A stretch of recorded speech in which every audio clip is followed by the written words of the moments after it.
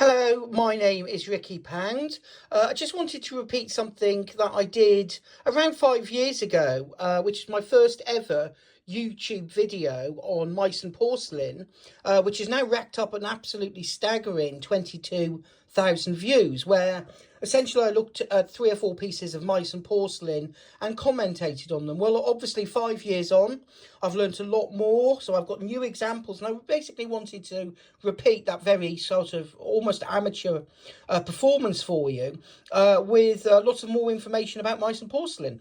So here we go. The video will probably last about 6 or 7 minutes, and we will have several examples. So the first one I want to show you is this lovely Meissen saucer. You've got this cartouche, largely in a quatrefoil shape with this gorgeous gilding around the outside. And then in the centre, you've got this kind of cross between a harbour and a landscape scene. You can see here a gentleman on his horse with his young helper, and we've got the ocean in the background as well. And they're surrounded by these lovely flowers which have been gilded around the outside with some more flowers. And then you've kind of got this old osier decoration, moulded decoration around the rim of the saucer. Now, if I turn it over, you can see the very distinctive cross swords of Meissen.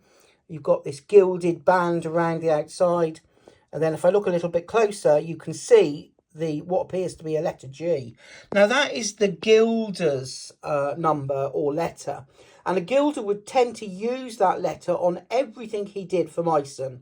So if you had a service of 30 pieces, for instance, he would use that on each and every one of them, everything he gilded. But also throughout his life, he would use the same one. So this is one of the ways we can link up certain objects to a certain service. So I'm going to show you another one now from the same service. Again, you can see the very distinctive pattern, and a distinctive pattern would be like a fingerprint that the gilder would use on every element within that service. So you could actually find pieces from the same service by seeing the same gilder's number and the same pattern. That's how you link them up. Again, you can see this lovely distinctive pattern around the outside. This one in the centre, we've got a river scene or a harbour scene with boats, and you've got your birds up above. And again, you've got this old osier decoration. If I turn it over, you can see again the early cross swords, and then you've got the same gilder's letter or number there. That tells us that both of these come from the same service and would have been painted almost certainly by the same painter. So there is a detail of both of them. Now, I'm just going to move on to my next example. It is another harbour scene, but this one is even more decorative. So you've kind of got this cartouche around the outside. You've got what's known as botgoluster. That's like this purple that you can see within the gilding. And then you've got these red and you've got these purple elements to the decoration as well. And then inside, you've got this beautiful scene. Again, you've got architecture, you've got boats coming into port.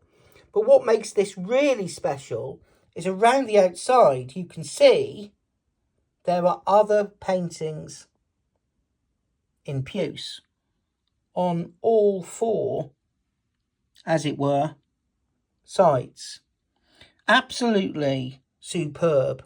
And if I turn this one over, you can see again, we've got the gilder's number 4. We've got early cross swords as well. You've got these 3 sprays of flowers around the outside, which you tend to get on early pieces. And I would date this one to about 1730 to 1735. And just like the last one, we have another one from the same series. Here we have a boat in harbour. We can see drums here carrying props liquid, but they would also, of course, carry tea, coffee, cocoa, porcelain, often as ballasts in the bottom of ships. Again, you've got the vodka luster, and you've got the red and the purple feathers going around the outside. And then again, within, you've got these lovely scenes, these lovely landscape scenes within gilded frames.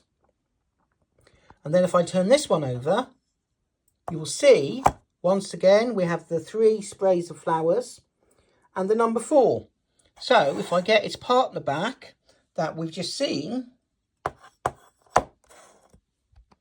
we can see they're from the same series, the same gilder's number. And if we turn them over, it is the same, very distinctive gilder's pattern that would be used on an individual service.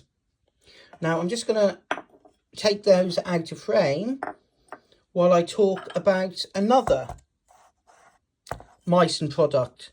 Now this one's slightly different because this has been, although the porcelain is Meissen, it's been outside painted by a house mauler, as they were called. And this one is one of the best ones that you'll actually ever see.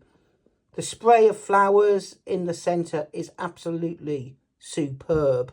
And they were done, we think, by someone called Johann Friedrich Metz in around 1740. You've got these very distinctive purple fans around the outside. And again, these decorative scrolls all the way round. Now, this was actually bought some time ago at Sotheby's. And I can actually show you the sales page here.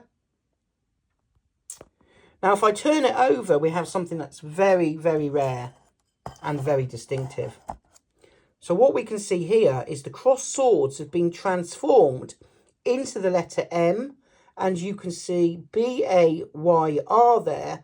That means Bayreuth, because this was done by Johann Friedrich Metz in Bayreuth in around 1740.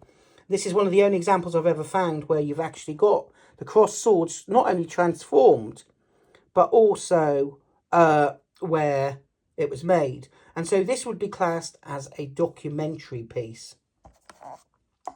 Now, moving on, I want to talk about another piece of Meissen.